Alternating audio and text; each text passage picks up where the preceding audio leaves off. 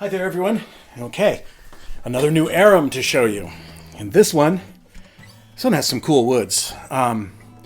So the top is Sitka spruce, but it's kind of weird colored. You see, it's got this kind of grayish blue tint to it.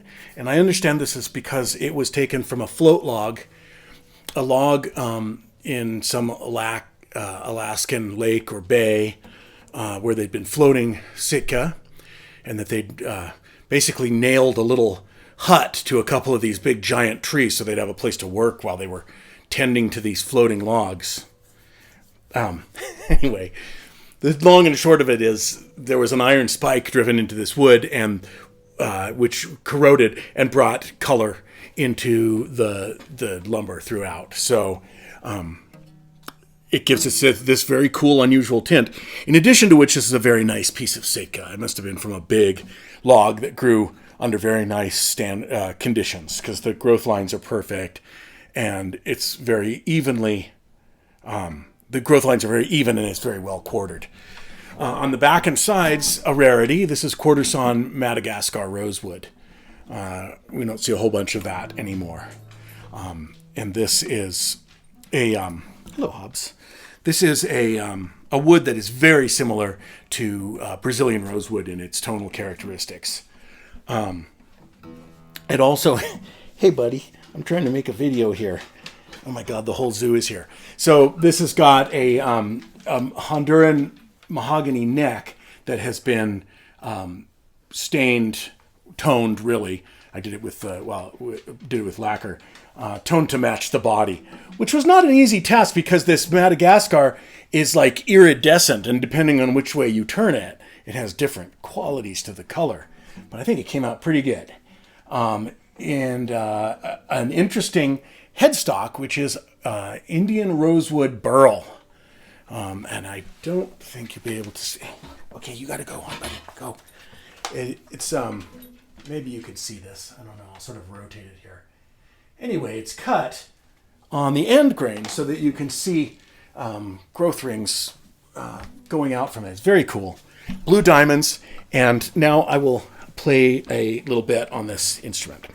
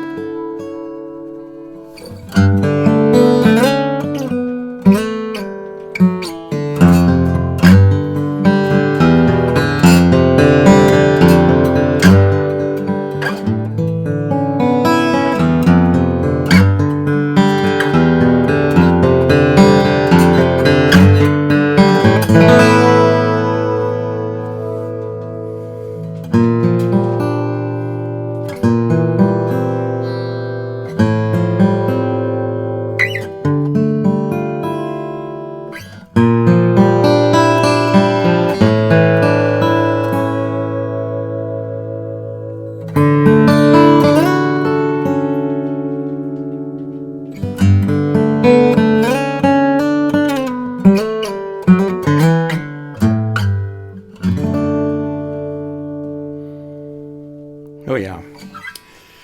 So this guitar, I mean, this isn't really fair because this guitar got strung up about 12 hours ago. So a lot happens to a guitar when it starts being a guitar and ceases being just some wood.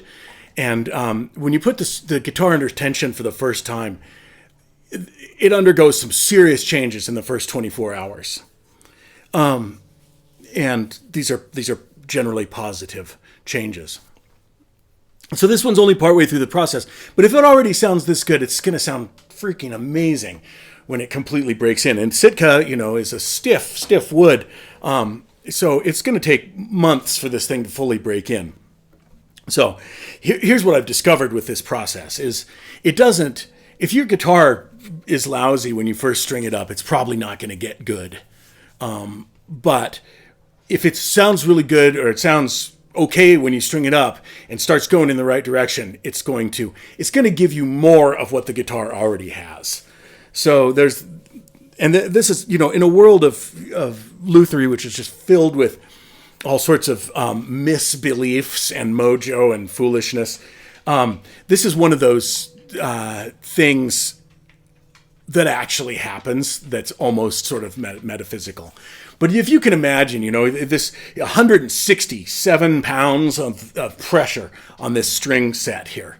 And this thing's just, paper thin pieces of wood held together over a framework.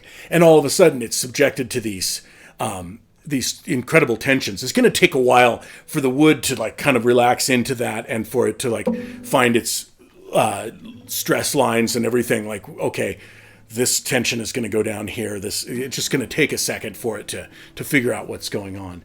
So, and I think in that, when you first string it up, it's just really tense and twisted, and it just can't reverberate like it wants to. It can't really resonate, not reverberate, resonate like it wants to. So give it a little time and it'll resonate more as the structure dictates. And over a period of time, the wood is going to relax and learn to do what it's got to do, and I believe it's almost like warming up before an exercise. A guitar really responds to being played. And if you play a guitar for 10, 15 minutes before you record, it's going to sound better than if you just pick it up and record. It's just, I found that to be true again and again. Let's see, I'll play a little more.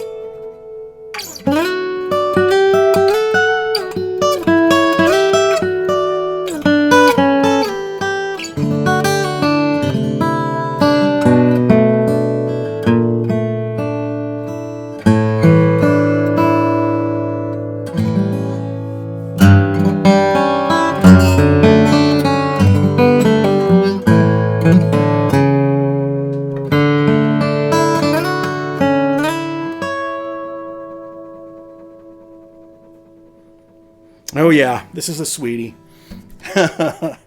Well, off she goes. Thanks for watching, and my next guitar is going to be a couple weeks, but I think next up is either an Arum or a Nautilus. I've got two guitars in a race right now. We'll see which one finishes first. Thanks very much.